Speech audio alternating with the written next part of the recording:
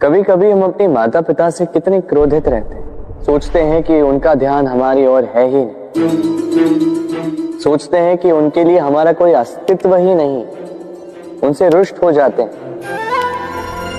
किंतु क्या कभी आपने अनुभव किया है, हमारी आंखों से हमें हमारी नाक कभी दिखाई नहीं देती, क्योंकि वो आंखों के बहुत ही निकट है, आंखों के मध्य में।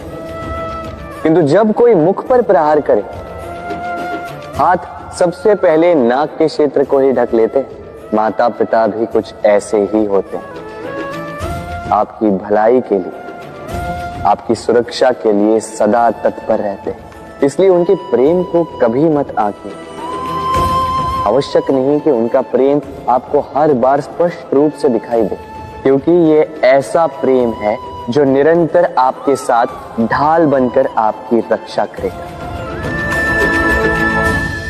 राधे राधे। जब हिरणी के शावक संकट में हो, जब उन्हें सिंह से प्राणों का संकट हो, तब हिरणी भी आके सिंह से लड़ पड़ती है, उससे भिड़ पड़ती है, क्योंकि वो मां है और मां अपनी संतान के लिए कुछ भी कर सकती है। ये ममता है, ये जितनी कोमल हो सकती है उतनी ही कठोर भी हो सकती है, और अपनी संतान के हित के लिए वो क्रोध की पराकाष्ठा पार करते हुए अपनी संतान की सुरक्षा करके ही रहेगी। और इसीलिए तो मां संतान के जीवन के सबसे बड़ी ढाल कहलाती। इसी मां को हमारा शत शत नमन। राधे राधे। करुणा, करुणा वो भाव है जिससे संसार के सारे भाव जन्म लेते हैं, और ये समस्त संसार ये मां से जन्म लेता है। मां वो व्यक्ति है जो करुणा का सागर है। संतान को देखकर ही समझ जाती है कि उसकी विडंबना क्या है, उसकी आवश्यकता क्या है। संतान के नेत्रों में यदि अश्रु दिखे, वो देखकर ही समझ जाती है कि उसके शरीर के कौन से भाग में उसे चोट लगी है। संतान के बिना कहे मां समझ जाती है कि आज भोजन में संतान क्या खाएगी। ये होती है मां। मां करुणा का सबसे बड़ा रूप है। और आज के युग में मनुष्य जो है, थोड़ा भी आगे क्यों ना निकल जाए, मां को तो पीछे ही छोड़ देता, मां को भूल ही जाता है।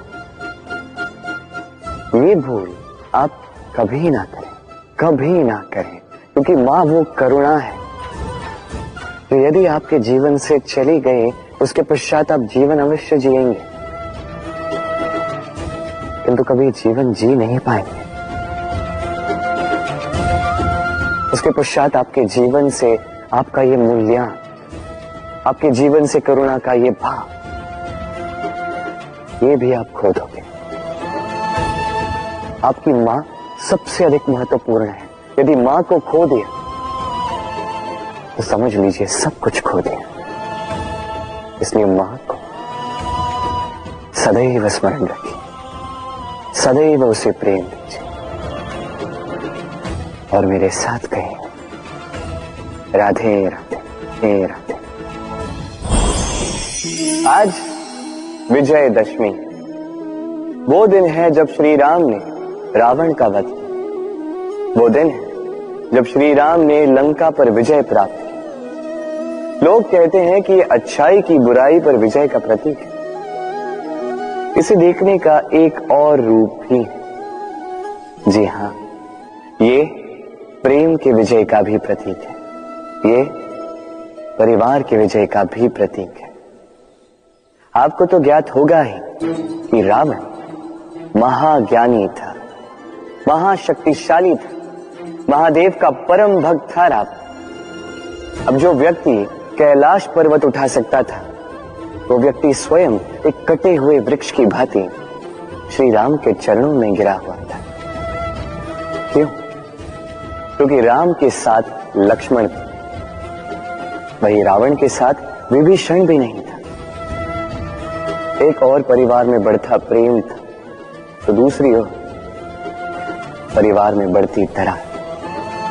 स्मरण रखिए, यदि संसार पर विजय प्राप्त करनी है तो सर्वप्रथम परिवार में प्रेम बनाए रखना होगा। परिवार में केवल प्रेम बढ़ाइए, द्वेष कभी नहीं। आप सदैव सुखी रहें और जीवन की हर बाधा पर आप विजय प्राप्त करें। राधे राधे। देखिए, कल जो आने वाला है उसके लिए आज को व्यर्थ करना अनुचित है। हमें इस प्रकृति से यही सोच, यही सीख पानी चाहिए। आज का ये क्षण ये कल नहीं आएगा, और कल जो क्षण आने वाला है वो आज को किसी भी प्रकार से प्रभावित नहीं करता। बस इसी सीख को ध्यान में रखते हुए आप सभी निश्चिंत रहिए। नवरात्रि का पर्व आरंभ हो चुका है और ये पर्व अत्यंत भव्य है, क्योंकि ये पर्व जगत माता से जुड़ा है। मां इतना छोटा सा शब्द है, किंतु ठीक से देखो तो समस्त संसार इसी शब्द में समा है। मां जो अपनी संतान के लिए हर संभव प्रयास करती है, कुछ भी करने के लिए सज्ज रहती है। मां जिसका सबसे बड़ा गुण निश्चलता, मन में ना कोई पूर्वाग्रह, ना कोई भेदभाव, ना कोई छल कपट, और इतनी भोली होती है मां। संतान भले ही झूठा रो दे, मां को लगता है कि कदाचित वास्तव में भूख लगी होगी। मां चाहे जन्म देने वाली हो, चाहे पालने वाली, स्वर्ग, ये स्वर्ग हमें मां के चरणों के नीचे ही प्राप्त होता है। इसी मां को हमारा शत शत प्रणाम। राधे राधे। हम सब ये मानते हैं कि हमें जीवन में कभी न कभी किसी न किसी स्थान पर प्रेम होता ही, फिर चाहे वो माता पिता को संतान से हो, ज्ञानी को ज्ञान से हो, किसी कलाकार को कला से हो, आदि इत्यादि। किंतु क्या वास्तव में ये प्रेम ही है? मोह भी तो हो सकता है। अब आप पूछेंगे कि प्रेम और मोह में अंतर क्या? अंतर है बंधन का। जो आपको बांधे वो मोह है, प्रेम नहीं। प्रेम वो जो आपको मुक्त कर विकास की ओर भेजे। चलो आपको एक उदाहरण देता हूं। कुछ माता पिता अपनी संतान को किसी अन्य नगर में पढ़ने के लिए भेज नहीं पाते, अपनी संतान को उसके मित्रों के साथ खेलने के लिए भेज नहीं पाते। चिंतित रहते हैं कि कहीं उनकी संतान को पीड़ा ना पहुंचे, और इसीलिए उसे बांध के रखते हैं। ये प्रेम नहीं है, ये मोह है। क्योंकि यदि ये प्रेम होता तो वो चाहते कि संतान माता पिता की छाव से बाहर निकलकर इस संसार को देखे, उसे समझे, उससे ज्ञान ले, अपनी अनुभवों से सीखकर अपना स्वयं का एक व्यक्तित्व बनाए। स्मरण रखिएगा, मोह से भय पैदा होता है और प्रेम से केवल आनंद। इसीलिए बांधिए मत, मुक्त कीजिए, क्योंकि यही प्रेम है। राधे राधे। सहनशीलता मां का दूसरा सबसे बड़ा गुण। कहते हैं कि धरती से अधिक सहनशील और कोई नहीं। उसे खोदने के पश्चात भी धरती हमें फसल देती है, किंतु मां, ये मां धरती से कम सहनशील नहीं। तनिक सोचिए, 9 माह तक संतान को अपनी कोख में रखना,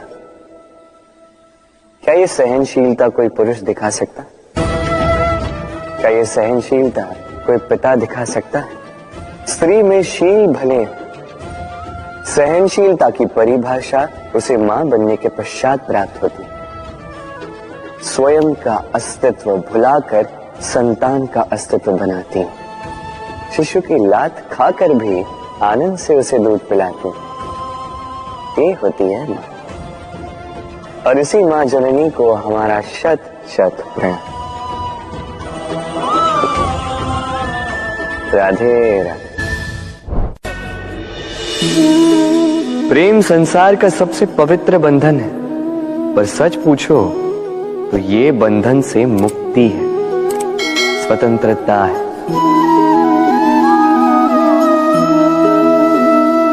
नहीं समझे? समझाता हूं। यदि कोई आपका प्रेम ठुकरा दे, यदि कोई आपका प्रेम समझ ही ना पाए, तो क्या होगा? कुछ उदास हो जाएंगे, कुछ छल करके प्रेम पाना चाहेंगे, तो कुछ बलपूर्वक प्रेम पर अधिकार करना चाहेंगे। किंतु यह आवश्यक नहीं कि जिससे आप प्रेम करते हो उसे भी आपसे प्रेम, क्योंकि प्रेम कोई वस्तु नहीं है, न राज्य है, न धन जिसे आप बल से अपने वश में कर सको। प्रेम वो शक्ति है जो आपके लिए हर बंधन तोड़ सकती है, किंतु स्वयं किसी बंधन में नहीं फंसती। तो जिससे भी आप प्रेम करते हो उसे स्वतंत्र छोड़ दीजिए, क्योंकि स्वतंत्रता ही वो भाव है जो जीव को सबसे अधिक प्रिय है। प्रेम सच्चा होगा तो उसे अवश्य समझ में आए। तब तक के लिए निस्वार्थ भाव से प्रेम कीजिए, स्वार्थ हट जाएगा तो प्रेम आ ही जाएगा और मन प्रसन्न होकर बोलेगा, राधे राधे। मां का एक और सबसे महान गुण, स्वयं को ढालने की अद्भुत शक्ति।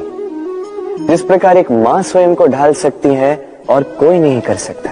मां एक महानदी की भांति है, जिसकी ऊर्जा असीमित है, किंतु अहंकार बिल्कुल नहीं।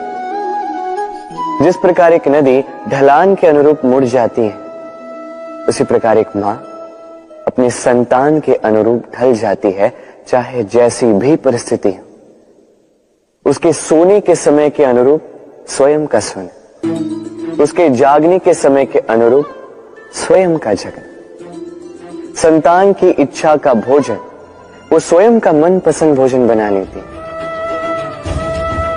ये मां का आंचल ही तो है, जो धूप में छाप बनकर आता है, जो शीत में कंबल बनकर आता है।